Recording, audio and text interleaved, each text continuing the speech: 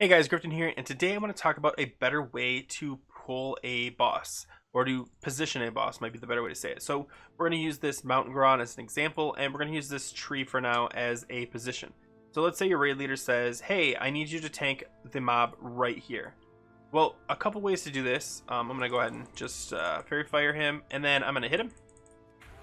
And then I'm just going to backpedal. Now the problem with this is it's slow, and you have to kind of turn, you have to like reset to turn, and okay, I have to angle myself a little bit. Okay, I got it. And there's nothing wrong with that. It gets the job done, but it is a little slow. So I've seen other people that want to do it quickly do something like this, where they run away, and they turn and hit, and they run away, and they turn and hit.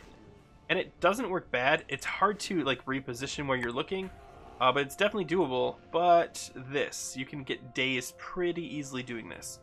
Now, the third way, which is the one I recommend, is called strafing. I'm going to show you how it works in a second, but first let me demonstrate it. So let's pull him back to the tree. Now, if you notice, it looks like I'm running away from him. Well, let me turn. There we go. Looks like I'm running away from him, but I'm actually strafing, allowing me to continue hitting him while I'm running away, keeping my full speed in position, and getting him there just as quickly as if I was doing the spin move, while still getting the threat of the back pedal. Okay, now let me explain how this works. So if you have your keyboard set to default, your Q and your E keys will do something that looks like this.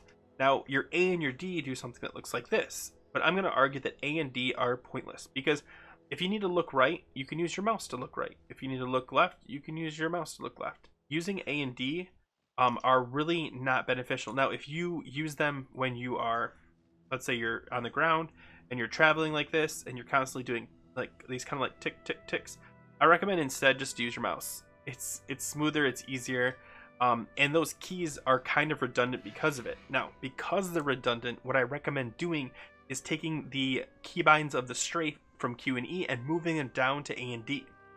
I'll show you what it looks like. On the keybinds, you go to movement keys. There is a strafe left and a strafe right, and I've just bound them to my A and my D, and then the A and the D that used to be turn left and turn right were replaced with left arrow, right arrow, which is just like the ones on the bottom of your keyboard. Okay, now what this does is allows me to easily move left and right without having to press a secondary button. The reason this is important is, let's say I need to pull a mob. These guys are hard to pull, but let's say I'm pulling a mob and I need to look where I'm going. Because it only requires one button, I can look around.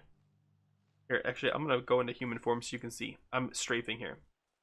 I can look around while I'm strafing side to side, which is something you can't do any other way. Like, there are two ways to strafe. You can also press the right key, that key right there, the right turn key, and right click at the same time, and this will strafe. The only problem with this is you can't look around because you've locked your mouse to now handle your strafing. Instead, if you use the A and D strafe rebound, you can now look around, you can pull multiple mobs, you can twist, turn, do all kinds of things, you can redirect your strafe, and it just makes it better. So once you've bound your A and D to the strafe, I recommend going out to a place like Nagrand or someplace that's wide open that only has like a mob here or there that you can easily pull one at a time, and just pulling them one at a time and practicing this. Because something you do need to know about strafing is you run the risk of being dazed just as easily. Not just as easily, but you can also be dazed by strafing. You have to be really careful when you're doing it. Always keep your butt slightly turned away from the mob. Let me see if I can show you. Let me grab this guy. So if you look at his nose when I'm fighting him, I need to keep his nose kind of under my body. If we start to line up, I need to turn a little bit, or I can switch strafe sides like this to protect myself. If I can hit him, I'm fine. If I turn too much, oh, I killed him way too fast.